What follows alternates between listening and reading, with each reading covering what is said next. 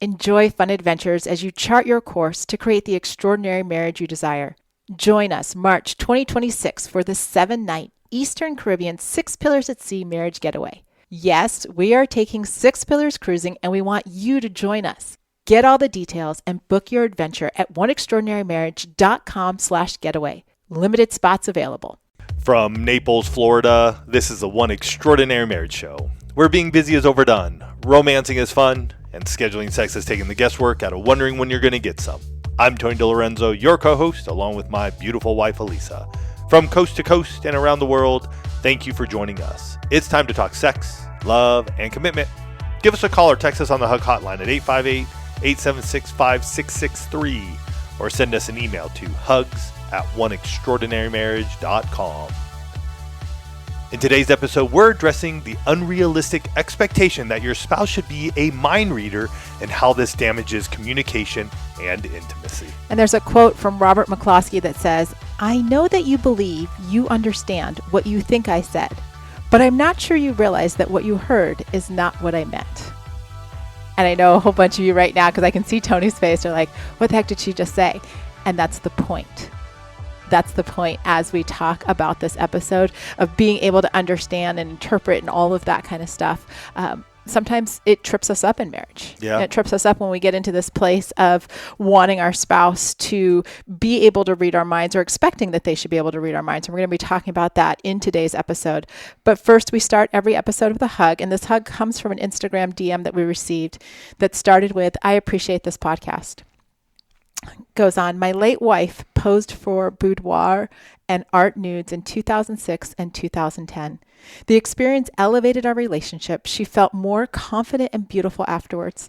I think she understood me better too. She told me that she knew I was proud of her figure. She actually wore a man's shirt, bra, panties, sheer gown, and posed nude.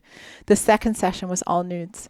The photo was very professional and made her feel, photographer was very professional and made her feel at ease. She relaxed after the first couple of shots. The photographer was a male and in another city 2.5 hours away, and I was present for both shoots. All of them are beautiful and tasteful, even the nudes. I kept the pictures in a book in my safe. I can't emphasize enough how much the pictures meant and mean to me. She died in January of 2023.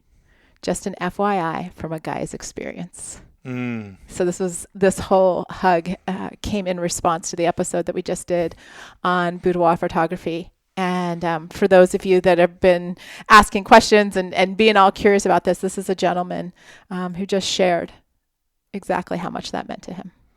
And I'm going to just say this, because I know some of you are going to get all tripped up and, well, I'm not going to have a man photograph my wife and this and that. Not the point of the hug. Not at all. Not at all. But I know some of you will, because I also saw some comments said absolutely not. You know, these sort of things were going on. I think what we need to catch here, hey, if that's not for you, go find the photographer who best fits for you guys. Mm-hmm. That's the point there. The bigger point is he's lost his wife in January 2023. These photographies, these photos mean the world to him. And so let's just think about that, because we got a lot of back and forth on boudoir photography, and we're fortunate. We're going to have Hope, a boudoir photographer, joining us in Intimacy Mastery for a live workshop. So if you want to ask your questions, you have like some just deep down like, gosh, I want to do this, but what does it look like?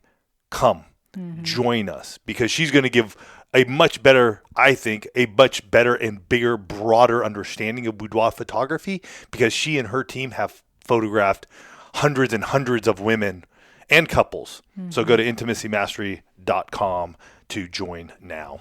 So as Tony said at the top of this episode, we're addressing the unrealistic expectation that your spouse should be a mind reader. And this whole thing, I literally a couple weeks ago had a menopause shouldn't suck, one of our group calls, and I get off and I'm like, all right, well, I know what the next episode's going to be. And Tony's looking at me and he's like, what just happened? And I said, 3 different wives in the same, 60 minutes shared that there was struggles in their marriage around the expectation that they should be able to read their husband's mind. And I want to say Menopause Shouldn't Suck clearly is a group for women, for wives, right? It's not just women who are dealing with their husbands having expectations that they should be mind readers. There are also women who expect that their husband should be able to read their minds as well. It's just, this was the environment that I was in. So this is not a gender thing. And for those of you that are like, wait a minute, what's this Menopause Shouldn't Suck? Go to menopauseshouldn'tsuck.com. You can learn more about it there and get signed up if it's a good fit for you. But in this one single session, one wife shared how her husband felt low on the priority list, but wouldn't actually ask her to sit by him when they were watching a movie. Another wife talked about... Was he expecting her just to do that? Yes. Okay. That was the mind reading The mind reading. Yeah. Like we're going to sit and watch a movie and the kids are around and things like that. Sit by me. Okay. Another wife talked about her husband needing words of affirmation, but getting frustrated when she didn't naturally know the right things to say. Right. So like, I'm a words, and this often happens, and I've seen this both with men and women in coaching, where they're like, I'm words of affirmation, and their spouse is like, I tell you you're wonderful all the time. And they're like, yeah, but that's not what I want to hear. And so you have this whole dynamic of declaring that your identity is a words of affirmation person, but not cluing your spouse into what those words are and then getting frustrated. And a third described feeling accused of trying to trick her husband when there was a miscommunication. So he felt like, you wanted me to, and it's all this trickery involved of who's mind reading who there. I'm sorry. Right. Well, like the wife should be able to understand what her husband needs. And when he's not, when she doesn't, he feels like he's being tricked. Okay. I'm right. following now. And this happens with both men and women in marriage. It just and you've seen it this many of times with your coaching couples. Oh yeah, and seen this. This was just a particular group coaching session you were doing for Menopause Shouldn't Suck, and it was like 1, 2, 3, and we have seen maybe a tendency over the last month or so or two where this has been coming up a little bit more. Like, hey, like, your spouse can't read your mind. You have things going on in there. And this is all around our emotional intimacy pillar. Absolutely. Like, this is our communication, verbal, nonverbal communication. And yet you're frustrated in your marriage because you think your spouse should be able to know what you're thinking at a specific moment in time. I'm not saying all the time, but a specific moment in time. And when your spouse doesn't react or do what you think they should do, you become frustrated, angry, upset, lonely, irritated. So all the things, all those things. Because it becomes dangerous for a marriage when we're just expecting that because we love one another, because I love you, that you should know what I need, that you should know what I want, that you should know how to, show up or how to fold the towels or how to load the dishwasher or whatever it might be. Yes, a couple of those are said in jest, but they have been issues in our own marriage. And you can set yourselves up for failure and a whole lot of frustration. And Merriam-Webster defines communication as a process by which information is exchanged between individuals through a common system of signs, symbols, and behavior. And I just want to point out in that definition, it doesn't say through telepathy or by osmosis. Right? There's this common system of symbol, signs, or behavior. It's a system. You got to work it. It doesn't just happen. And when we expect our spouses to be mind readers instead of actually clearly communicating with them, what we're actually doing is avoiding the vulnerability that real intimacy requires. And I will tell you, and I've seen this so often, and I've had it happen in my own marriage, in our marriage, that it's easier to be disappointed that your spouse didn't correctly guess or do what you wanted them to do than to risk being direct about what you need. Because we get into this place, right, of, well, if I ask what I need, then you're just going to do it, and then you're just doing it because I asked you. Or if I ask you what you need, you might say no. So I'm not going to ask. I'm just going to, cross my fingers and expect that you're going to do it, and then you don't. And that's easier for me. I don't have to be vulnerable with you. And what's interesting in the one family is we pulled you recently on Instagram and asked the question, have you expected your spouse to be able to read your mind? Or, and I put a couple alternative expressions on the post, thought that they should just know what you need or that you shouldn't have to ask them. Okay, those were kind of the three statements there. 85% of you said yes. So 85% of you expected your spouse to be able to read your mind or thought you should know what I need and I shouldn't have to ask. At some point in time. This is not I just want to be clear. This is not like a blanket always and forever. Yeah. I mean, we would fall into that 100%. 85% as well. And what I want to say is that you can get into, when you have this place of expectation, especially if it's not addressed, then you can get into some really dangerous and destructive patterns, right? Because when this dynamic starts happening, the resentment, the anger, frustration starts to build. And so what I hear you saying, though, in this particular not being able to read, be a mind reader, is the dangerous part comes when we're unable to get out of this cycle and become vulnerable with one another, right? Because at some point in time, you just keep walking around one another, thinking your spouse is knowing what you're thinking, and them thinking they know what they're thinking, and yet never expressing. Right? Like, or not expressing it clearly. Like, I'll even go so far as to say sometimes you're cryptic and you're trying innuendo, or you're trying to be, subtle about it. Or, I mean, I've had people tell me not direct. Like, you're just not saying what it is. And so then your spouse has become confused or not understanding what you really want or need. Right. Because you're being cryptic or not saying anything. Right. And sometimes they just don't get anything to work with. What I hear you saying, though, at the end of the day, it's us being able to be vulnerable with one another to break that cycle. Well, 100%. Okay. Because at its core, like if we're talking about emotional intimacy and that closeness and connection, there is an inherent vulnerability in doing that. There's an inherent vulnerability in asking for what we need or what we desire.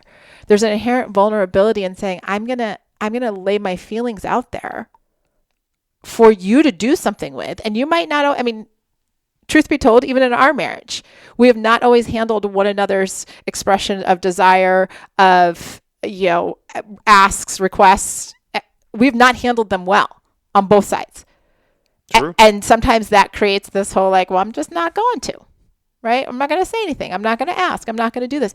And so you can get into this place where those unspoken needs aren't being met. And so that person starts to feel unloved, and the spouse can feel frustrated, right? Like, oh yeah, why are you not, like, what is this about? And when you are in that place, so many of you told us in another Instagram story, you'll start to withdraw, you'll get mad. And one response even said, it often ends poorly.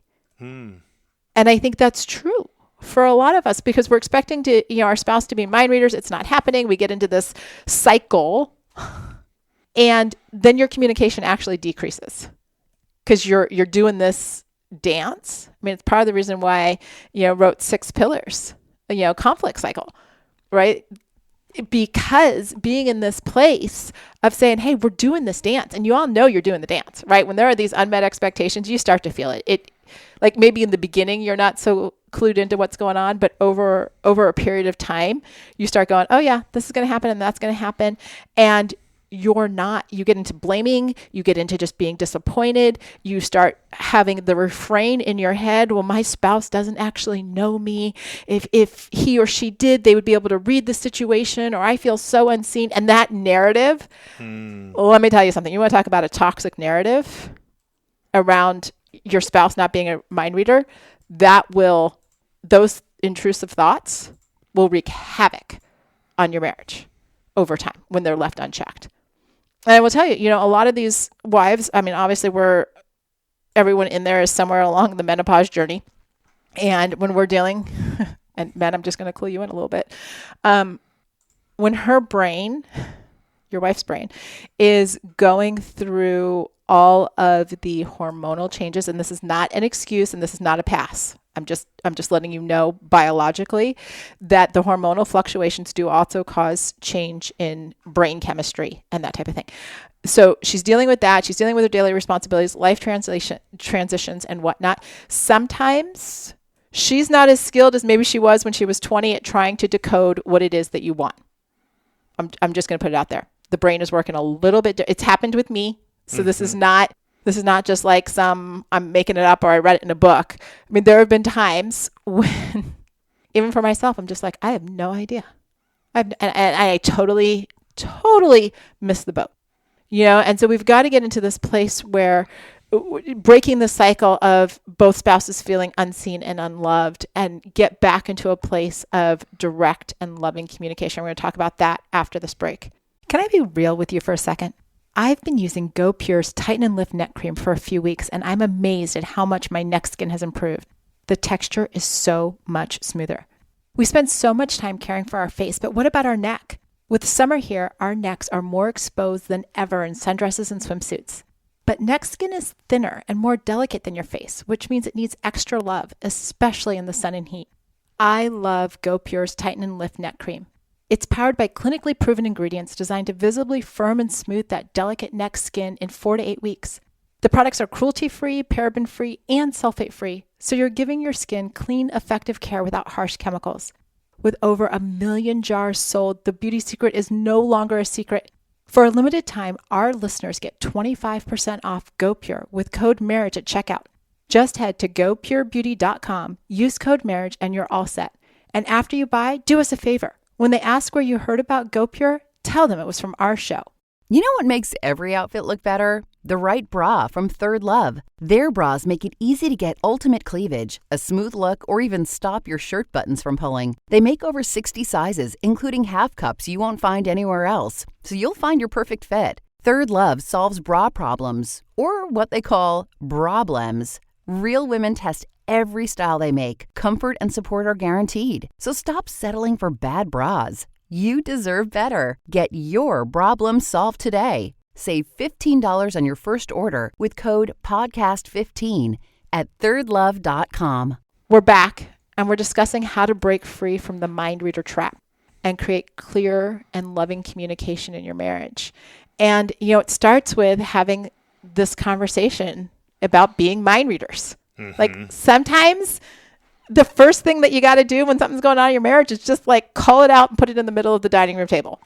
And here's the thing I want to share here. It doesn't matter how long you've been married.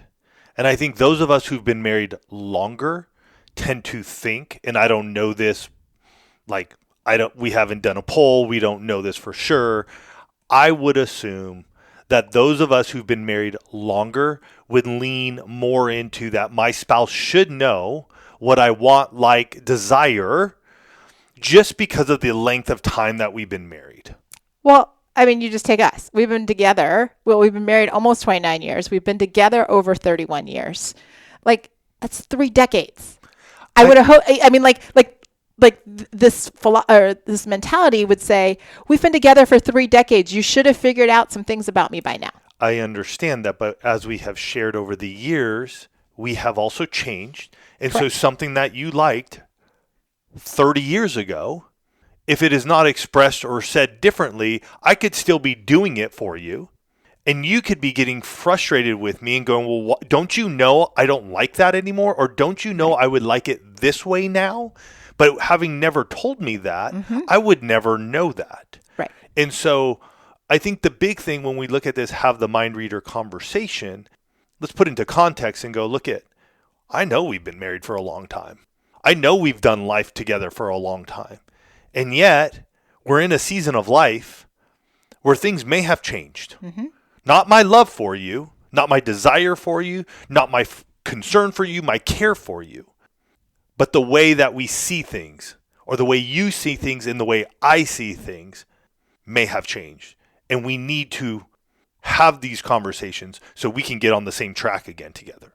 And even as part of that conversation, I would challenge you to identify where you both kind of fall into this, I expect you to be a mind reader, because chances are really good, just based on my coaching clients and whatnot, that there are certain areas of the marriage where the wife expects the husband to be a mind reader or to know, or because you love me, you should. And that there are also circumstances where the husband expects his wife mm-hmm. to fall into that. And there's a good likelihood that those are not the same types of scenarios. Mm-hmm. And so having a conversation about this starts to put all of the pieces. I don't care if you get Post-it notes and you stick it on your table and kind of lay that all out so you can see it, but get into this place where you're identifying it for both of you mm-hmm. because it's there. then start to create systems for those common needs, right? So if it is words of affirmation, or if it is, times of sitting on the couch, like, you guys have got a system for that. Many of you will remember, probably about a year ago, maybe a little bit longer. I'm trying to remember. I don't remember exactly which episode it was, but when I realized that one of the needs that I wasn't meeting was around physical intimacy. When, I would finish my coaching day and I'd walk into our living room and I would just sit on the chaise off to the side and not sit on the couch next to Tony. And so we had talked about it, this kind of thing. And so I actually stepped into a season where, like, I would walk into our living room, I would look at the chaise, which is was my super comfy spot. And then I'd look at Tony on the sectional, and I'd intentionally walk over there, because I'm not a mind reader, but he had said often enough, gosh, it'd be nice if you sat next to me, that I was like, oh, do that. If it's words of affirmation, all of you people that say words of affirmation is your love language, I gotta give this to you. Have the conversation with your spouse around what types of things are important for you to have recognized. Because it could be anything from being a great provider, to being attractive, to being good with the kids, to, always smiling, to introduce, like, it could be 1,000,001 things that resonate and affirm you. And your spouse might not know that. Mm-hmm. And also, that's not an identity. I got to put this in there because I love the 5 love languages. It's been around as long as Elise and I have been married. Unfortunately, we've become a more selfish society in those 30 years. And by doing so, we have taken these and we have created identities of this is who I am. And I'm not going to go into it. I see Elisa going, Tony, don't go sidetracking. We have this conversation often because I hear it so often in coaching. I just want to say that because I think sometimes we can get well, this is who I am and this is my identity. Is it really? It's a quiz. It's something that allows you to see how you can be loved more.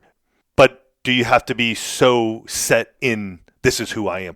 Believe me, I used to be in that area too, and I've had to change my way of thinking through it. So I just want to say that if you enjoy being having those words spoken to you, I do agree with Elisa in that you need to be clear in what words or how it's said to you to feel that your spouse has affection for you, concern for you, whatever that may be. Is it 100% every single time? No. And yet you create a system of common needs, understanding, so you can grow and strengthen your emotional intimacy and all your pillars of intimacy. And then you want to practice direct communication, starting with small things. I mean, one of the things I talk about in the 6 pillars of intimacy is, what are the baby steps, right? And so what are the baby steps here when it comes to your direct communication with the little things? So, if you know the two of you are going to be watching a movie at night on the couch, hey, I'd love for us to sit next to one another when we're watching the movie. Or, you know what, you text your spouse on the way home from work and you're like, hey, today has been a really hard day. I could totally use some affirmation when I get home. Being direct so that your spouse is actually set up for success. That's a phrase I use with my coaching clients all the time. I'm like, I will tell you what I expect from you, not to make your life more difficult, not to make things harder for you, but to actually set you up for success. Because when you do it, then we can both high five and have a win. Instead of you showing up, expecting your spouse to be a mind reader and them not doing it, and then you going off the rails in your marriage, going downwards into a spiral. Correct. And so really, when we look at this, how are we setting ourselves up, each other, and our marriage? Well, I shouldn't have to tell them. This is something I hear all the time. I shouldn't have to tell them. They should just know. Well, they should. And I can fall into this place as well. And yet when I get to talking to Elisa, she's like, well, I got this on my mind and this on my mind and that's going on and this is going on. And I can be selfish myself and be like, it's all good. You need to be thinking about me. But sometimes in the day-to-day activity, I'm not always at the top of Elisa's list. So me sending her a text going hey, I'd love to be able to connect with you tonight. How can I be romancing you throughout the day? Helps me to go, okay, I don't have to try to read her mind and what can I do? But she can tell me in that moment, hey, here's what's going on. And here's how you can romance me so we can be sexually intimate later tonight. it's counterintuitive, I think, is what I would say on this. A lot of it, because we feel like I shouldn't have to. They should know.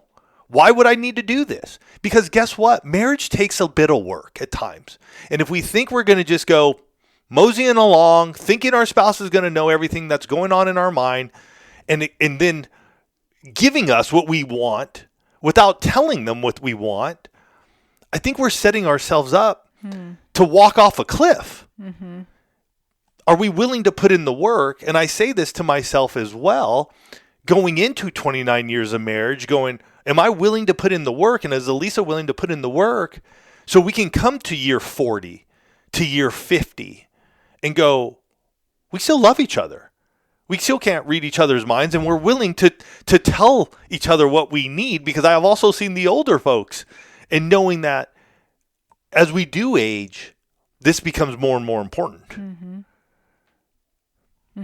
It's interesting that direct communication can actually be a form of romance, because when your spouse is being direct with you and sharing with you how to love them or what their needs are, you can step into this place where you've been given the roadmap. Now it's up to you to decide what you're going to do with it. And you can feel empowered because you know what the answers are. It's like getting the answers to the test before you have to take the test, right? And you're like, oh, well, I know how to do this. I know that, if it's Friday and my wife loves to get flowers on Friday afternoons, I don't have to be a mind reader about it. I just know because she told me I love having fresh flowers on the weekend to head into the weekend. Or, if a husband says, hey, you know what, when we're watching movies, I love being able to cuddle up with you. And I love that time where we're just like curled up on the couch watching a movie together. Even if I start snoring in your ear, then you know, right? And trust me, people, there are enough distractions, enough things trying to tear marriages apart, that if we would just simply choose to step into that direct communication, give grace too, because it's not always going to be perfect.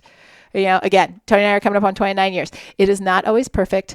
Different seasons, different circumstances may require more grace. But I want to say this just in closing, is that we don't want you to become or strive to be like getting into this place where I'm going to work on reading my spouse's mind. I'm going to be a better mind reader. I'm going to get into this.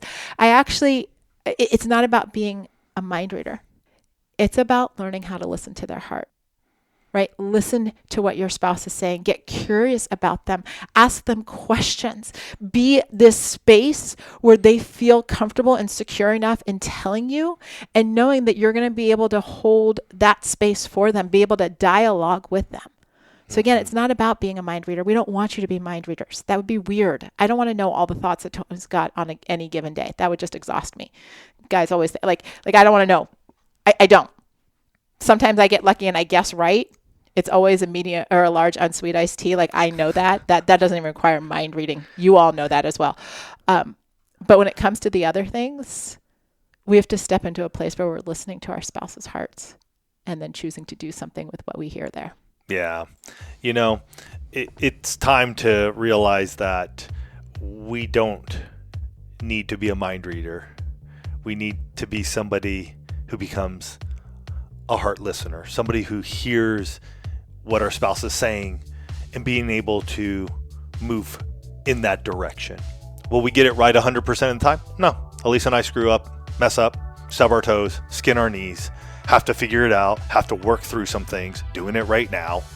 And so with that, are you willing this week to step into a place with your spouse to have a conversation about, hey, I'm not a mind reader. Can you tell me? Can you give me insights of what we can do? What can I be doing? So that way we can be strengthening our 6 pillars of intimacy and our marriage, so we can have the extraordinary marriage we desire.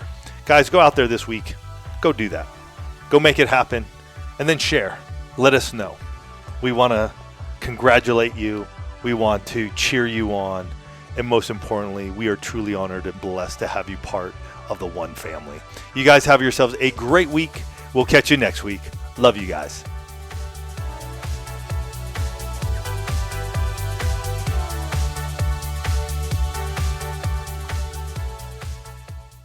Thank you for listening to the One Extraordinary Marriage Show. If you love this podcast, please leave a review on Apple, Spotify, or wherever you are listening. Your review helps others find the show and know that it's the right fit for them and their marriage.